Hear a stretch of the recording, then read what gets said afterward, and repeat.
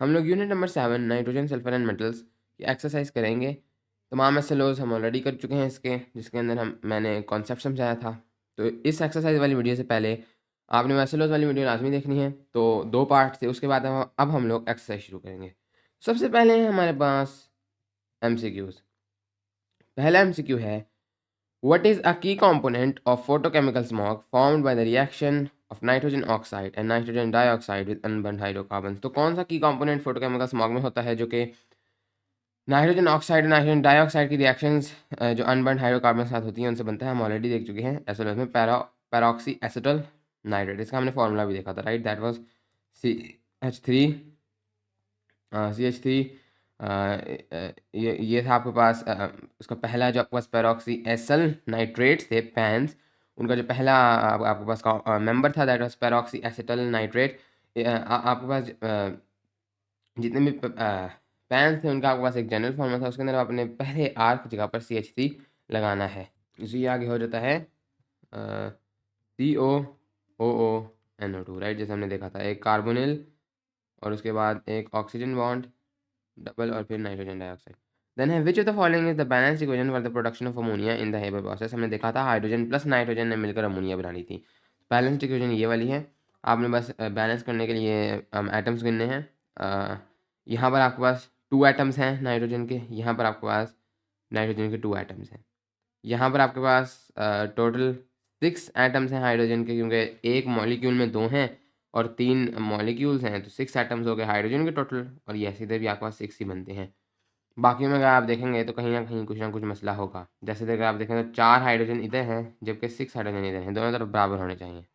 तो इस वजह से ये वाली बैलेंस इक्वेशन है। What are the sources of hydrogen and nitrogen in the Haber process. Hydrogen और नाइट्रोजन कहाँ से आते हैं? जैसे हमने एसिडोज में देखा था, ये आते थे, हाइड्रोजन आती थी आपके पास मैथेन से और नाइट्रोजन एयर से। और इसका हमने तरीका भी देखा था कैसे। Which catalyst is use in the Haber process, already देख चुके हैं। Iron at what temperature is the Haber, so 450 degree Celsius. What is the symbol equation for the conversion of sulphur dioxide to sulphur trioxide in the contact process. तो balanced equation अगर आप लोग इधर देखें सो I think ये वाली balance है।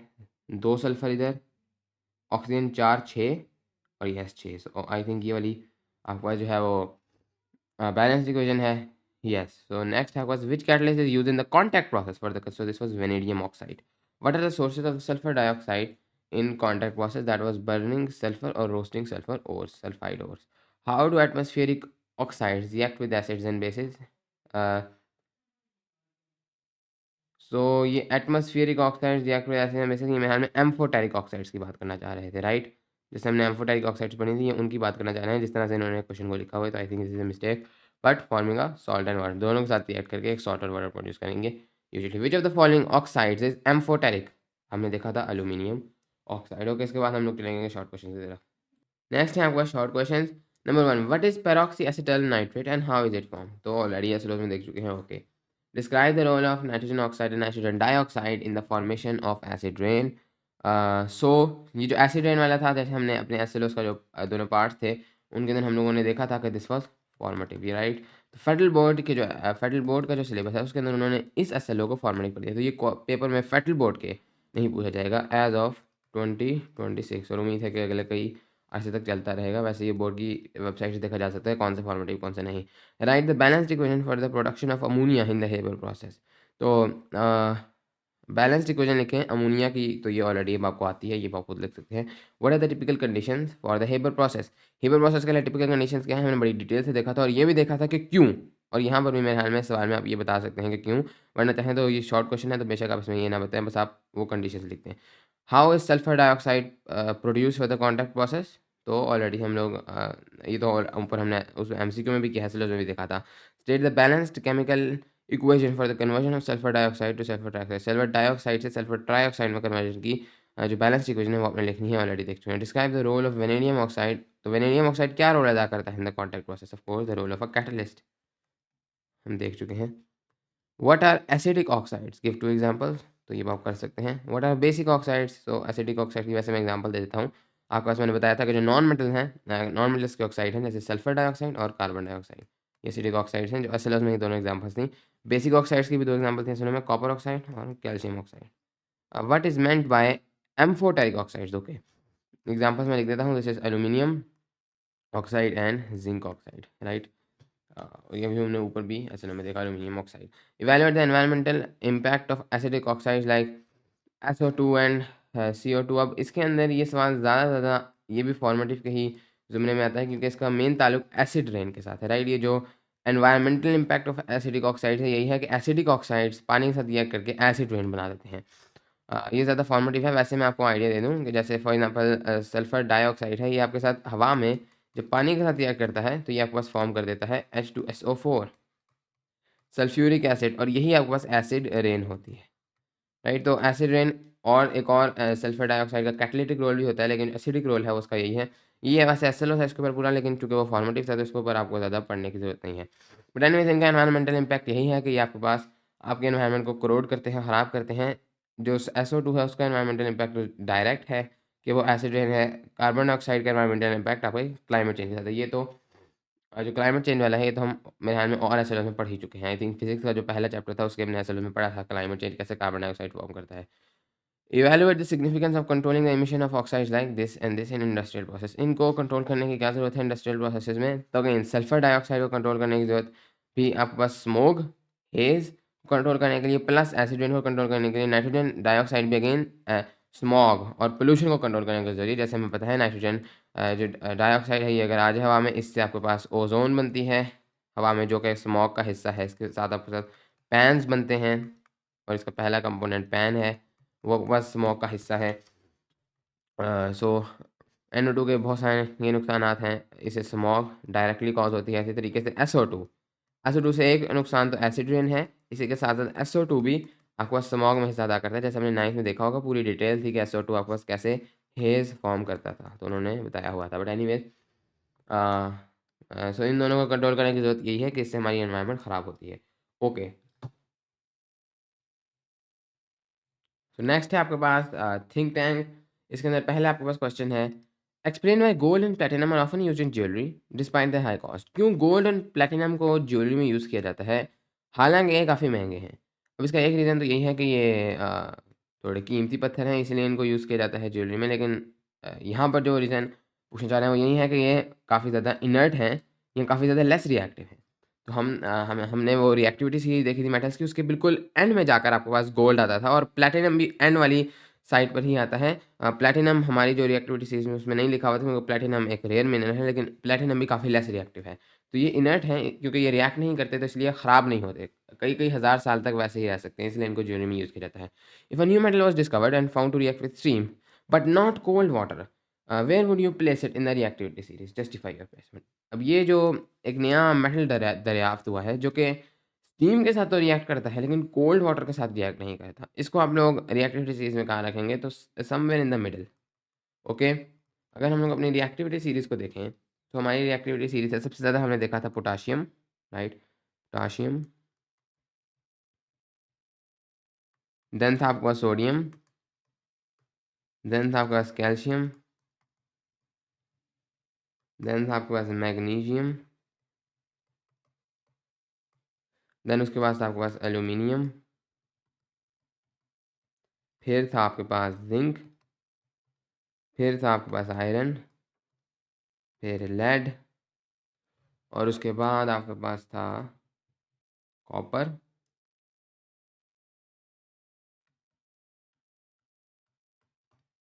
फिर था सिल्वर एंड देन जिंक। तो ये हमारी जनरल एक रिएक्टिविटी चीज़ है। मुझे यहाँ पर ये वाले साइन डालने चाहिए थे कि ये ज़्यादा सबसे ऊपर वाला ज़्यादा रिएक्टिव है, फिर उसके बाद बाकी तमाम उससे कम रिएक्टिव हैं। सबसे जो हमारे पास जिंक नहीं, दिस वाज गोल्ड, राइट। तो हमारे पास जो कम रिएक्टिव इस सीरीज़ में है वो गोल्ड है। ये हमारे पास मतलब कॉमन मेटल्स हैं जो हमारी आम जिंदगी में इनसे हमारा वास्ता पड़ता है। अब इसके अंदर सबसे पहले हैं आपके पास अल्कली मेटल्स।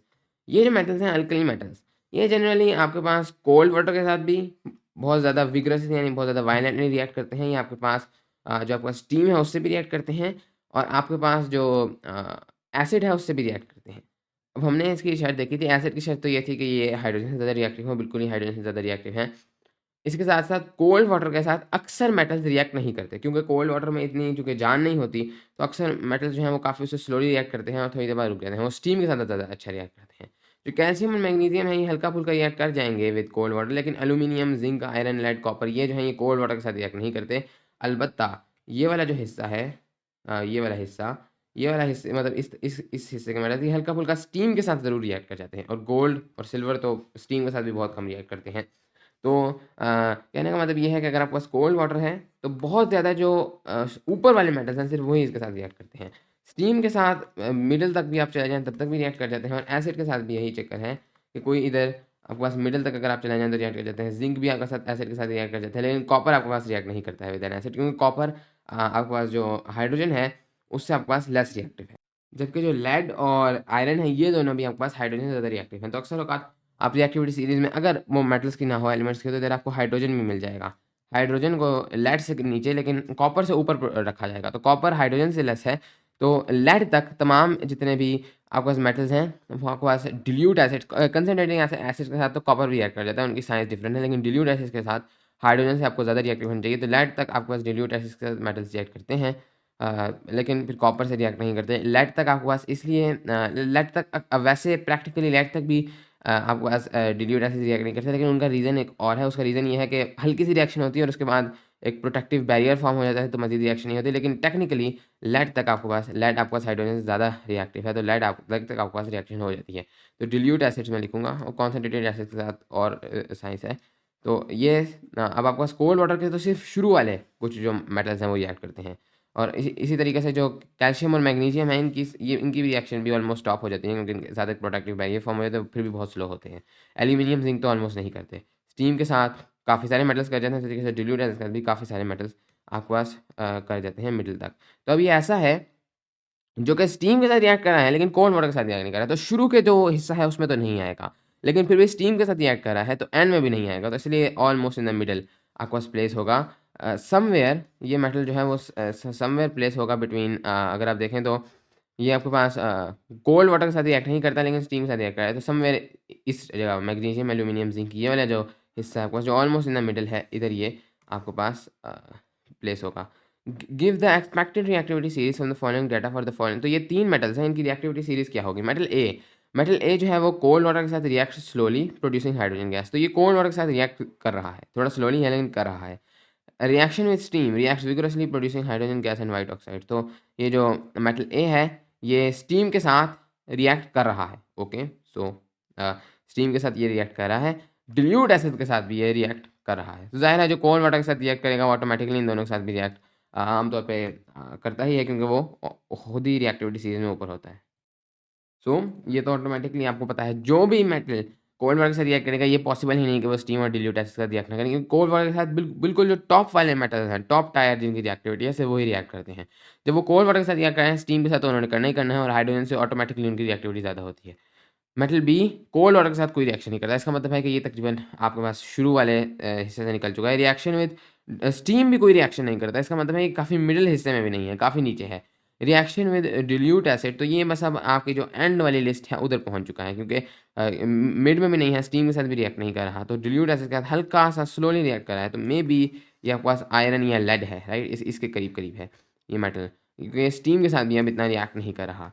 अ उसके बाद मेटल सी है, कोल्ड वाटर के साथ कोई रिएक्शन नहीं, स्टीम के साथ भी नहीं है और डिल्यूट एसिड के साथ भी रिएक्शन नहीं करता है। तो may be this is either copper, silver, gold इनकी अब ये लाइन में आ चुका है। तो बहुत क्लियरली ये सबसे ज़्यादा रिएक्टिव है, मोस्ट रिएक्टिव। ये तो बिल्कुल शुरू में आता है। मेटल भी खुद देख के समझ आ रही है दिस इज़ तकरीबन मिडल में भी नहीं बल्कि काफ़ी लेस रिएक्टिव है ये। जबकि मेटल सी है ये तो ऑलमोस्ट इनर्ट है, राइट? ये तो रिएक्ट करता ही नहीं है। तो मेटल रिएक्टिविटी सीरीज़ में इससे ज़्यादा आसान क्वेश्चन तो हो नहीं सकता। सबसे ऊपर तो मेटल ए आएगा, वो सबसे ज़्यादा रिएक्टिव है। उसके बाद ऑफ कोर्स मेटल बी आएगा, वो कम रिएक्टिव है लेकिन मेटल सी से तो ज़्यादा रिएक्टिव है। और फिर एंड में मेटल सी आएगा। तो ये हो गई आपकी रिएक्टिविटी सीरीज़। ये तो बहुत ही सिंपल क्वेश्चन है। How can the knowledge of basic oxides such as calcium oxide be applied to neutralize acidic pollutants in industrial wastewater treatment। अगर आपको बेसिक ऑक्साइड्स के बारे में, जैसे ये एक बेसिक ऑक्साइड जैसे हमने देखा था, अगर आपको इसके बारे में नॉलेज है तो कैसे आप इससे फ़ायदा उठा सकते हैं? एसिड्स को न्यूट्रलाइज जो एसिड पोल्यूटेंट्स हैं आपके पास, एसिडिक पोल्यूटेंट्स, अगर वो आपके पास पानी है उसके अंदर वेस्ट शामिल कर दिया जाता है एसिडिक पोल्यूटेंट का, उनको आप कैसे ख़त्म कर सकते हैं? बहुत ही सिंपल है। आप उसके ऊपर ये ऐसे कोई बेसिक ऑक्साइड लगाएंगे तो वो उस एसिड का असर खत्म हो जाएगा, वो सॉल्ट और वाटर प्रोड्यूस कर देगा। फिर आप उस सॉल्ट को कलेक्ट भी कर सकते हैं। तो फिर इनका नॉलेज आप अप्लाई कर सकते हैं, इनके साथ आप एसिडिक पोल्यूटेंट्स को ट्रीट कर सकते हैं, उनका आप खात्मा कर सकते हैं। देन है evaluate the choice of for तो हेबर प्रोसेस में हम क्यों 450 डिग्री सेल्सियस और 200 एटमॉस्फेरिक प्रेशर यूज़ करते हैं? ऐसे ख़ास हमें 450 डिग्री सेल्सियस ही टेम्परेचर क्यों और इतना ज़्यादा हमें प्रेशर की क्यों ज़रूरत है? तो इसका जवाब आपको पता है, जैसे हमने एसएलओ में देखा था। Evaluate the environmental impact of acidic oxides. तो इनके जैसे मैंने आपको ऑलरेडी बताया, दिस वाज़ एसिड रेन, तो ये तो मेरे ख्याल में पिछले से ही क्वेश्चन आ गया है। इसको आप ऑलमोस्ट फॉर्मेटिव कर सकते हैं, लेकिन फिर भी आपको हल्का-फुल्का पता होना चाहिए, अगर कभी आपसे पूछ लिया जाए। एसिडिक ऑक्साइड से एसिड रेन बनती है। फॉर एग्ज़ाम्पल मैंने आपको सल्फर डाइऑक्साइड की एग्ज़ाम्पल भी दी। Evaluate the significance of controlling the emission of oxides like nitrogen dioxide and sulfur dioxide industrial process है। तो ये तो पिछला वाला ही क्वेश्चन है, शॉर्ट क्वेश्चन है, गलती से उन्होंने यहाँ कॉपी कर दिया। बट एनीवेज इसके साथ ही हमारे इस चैप्टर की एक्सरसाइज और ये चैप्टर कंप्लीट हो गया। Thank you.